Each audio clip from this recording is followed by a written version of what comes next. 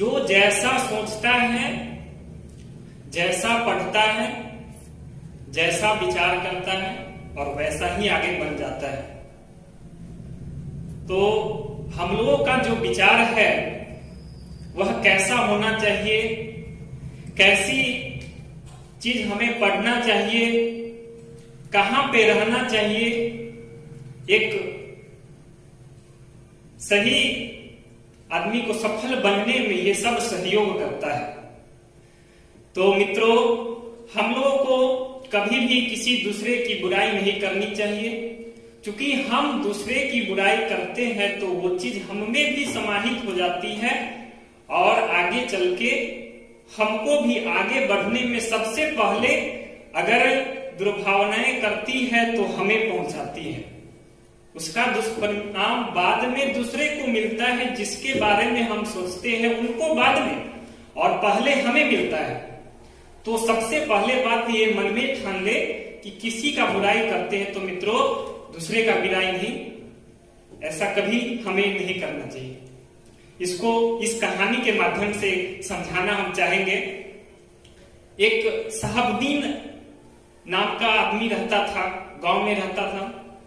अब वो घर के सामने एक चबूतरा बना हुआ था, तो वो रोज क्या करता था कि वहां पे बैठ करके, और गांव के लोगों के पास वैसे भी समय ज्यादा रहता है, तो वहां पे बैठता रोज बैठ करके, और रोड से जो है रोड के बगल किनारा में उनका घर था, तो देखता था सब जा रहा है आ रहा है, तो वो देखता था कि रोज उस रास्ता से भैंस जाती है। इसी तरह से देखते देखते उसको एक इच्छा जागृत हुई कि उस भैंस पे हम चढ़े बैठे, कितना मजा आएगा कि हम उस पे भैंस पर बैठ कर घूमेंगे। उससे पहले कभी यानी नहीं बैठा था। तो मित्रों धीरे धीरे वह सोचा, 6 महीना बीत गया। उसको एक दिन एक जिज्ञासा हुई कि अब आज हम चढ़ कर देखते हैं, इतना दिन से तो सोच रहे हैं। अब भैंस तो जा रहा था, वो बैठे कैसे ले जा रहा, तो क्या करता है, एक रोटी लाता है घर से, और रोटी जो ही भैंस को दिखाता है तो भैंस आती है उसको खाने के लिए। जैसे ही खाने में व्यस्त हो जाती है, जल्दी से वो उस भैंस पर चढ़ जाते हैं। अब जो ही उस भैंस पर चढ़ते हैं साहबुद्दीन साहब की भैंस अब भागने लगती है। भाई अब बेचारा डर जाते हैं कि कहीं गिर जाए, हमारी हड्डी पसली टूट जाएगी, अब गिर जाएंगे तो। अब भैंस भाग रही है, पूरे गांव में उसको जो है इस प्रकार से वो भैंस घुमा रही है स्पीड में। अब सारा गांव में हल्ला हो गया कि भाई साहबुद्दीन साहब बैठे हुए हैं भैंस पर, भैंस उनको दौड़ा रही है। अब क्या करें, बचाने के लिए गांव वाले भी धीरे धीरे उनको जो है पीछे पीछे दौड़ने लगे, सभी लोग बचाने के लिए। अब दौड़ रहे हैं, आगे आगे भैंस है, पीछे पीछे गांव वाले लोग। अब भैंस रुक नहीं रही है, अब करे तो क्या करे। अब उसी बीच में से एक कालू चाचा थे, तो वो क्या करते हैं, भाई आप लोग रुको, हम एक बुद्धिमानी से दिमाग लगाते हैं इस भैंस को रोकने के लिए। वो अपना बुद्धिमानी लगाते हैं। अब कालू चाचा नाम के आदमी थे तो बुद्धिमान होते ही हैं, नाम है तो वो अपनी बुद्धि से उसको रोके। भैंस रुक गई।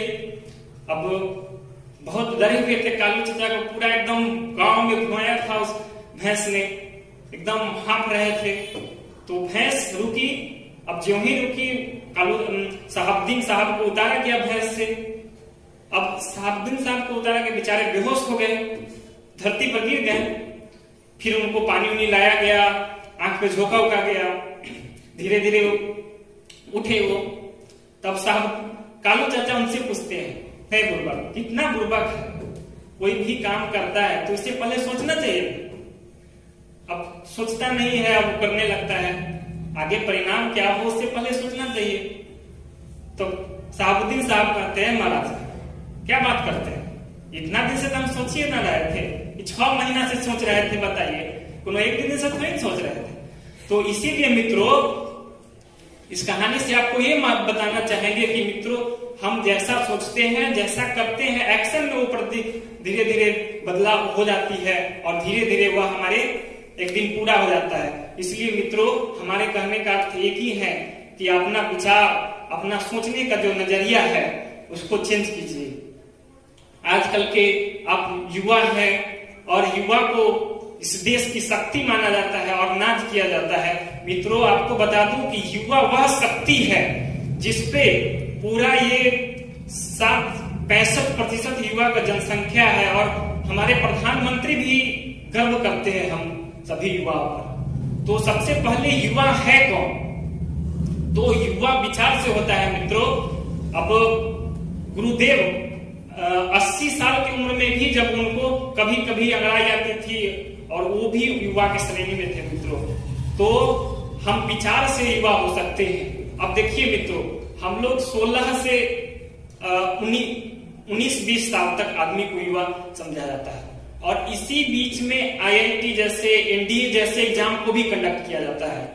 तो कोई ना कोई जरूर इस एज में जो होता है, ये एक ऐसा एज होता है जिसमें आदमी बहुत करने की उसमें क्षमता होती है। इसलिए मित्रों, जो कंडक्ट कराते हैं वो 80 साल में भी करा सकते हैं, लेकिन इसी एज में करवाते हैं, उसका कोई ना कोई उद्देश्य रहा होगा मित्रों। तो इसलिए अपने शक्ति को जगाइए। आप युवा हैं। कहा भी गया है, जो चट्टान से टकराता है उसे तूफान कहते हैं। जो चट्टान से टकराता है उसे तूफान कहते हैं और जो तूफान से टकराता है उसे इंसान कहते हैं मित्रों। और वही इंसान आप हैं मित्रों। तो इसीलिए मैं आपको इतना ही कहना चाहूंगा मित्रों कि आप एक ऑफिसर बनिए, अपने कार्य को करते हुए एक ऑफिसर बनिए, लेकिन आप एक इंसान भी बनिए मित्रों। आपको आज के समय में क्या होता है कि ऑफिसर तो लगभग बन जाते हैं, लेकिन उसके बाद इंसानियत उनमें नहीं होती है, तो फिर घोटाला कैसे कार्य करने लगते हैं मित्रों। तो आप युवा हैं, आपसे इतना ही विनती करना चाहूंगा साथियों कि आप जागिए, आप अपने शक्ति को पहचानिए। आप में वह शक्ति है जो कोई नहीं कर सकता है मित्रों। आप यहाँ आते हैं युवा में, मुख्य रूप से युवा सेमिनार में आते हैं, तो आप में वह शक्ति है, तो आप कीजिए। एक और कहता है, जब चंद्र किरण में महलों की दीवार चमकती रहती है, झोपड़ियों में चांदनी लिपट भर रात से सकती रहती है। हमें बनाया ईश्वर ने, बस एक उसी की आशा है। इसे लोकतंत्र कहो या एक तंत्र कहो, यह सारा तंत्र तमाशा है मित्रों। जय हिंद, जय भारत, जय मां गायत्री।